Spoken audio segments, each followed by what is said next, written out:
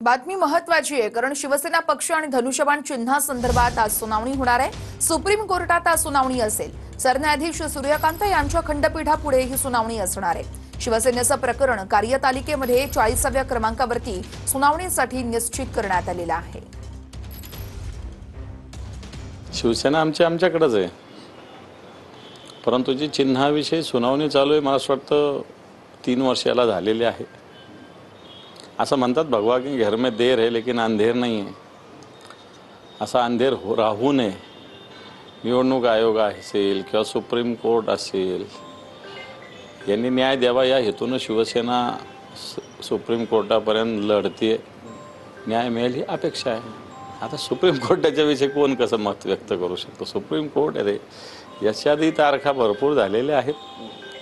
एकदाचा निर्णय घेऊन टाकला पाहिजे। काय करायचं करून टाकला पाहिजे ना निर्णय। हिट आउट नाही तर गेट आउट।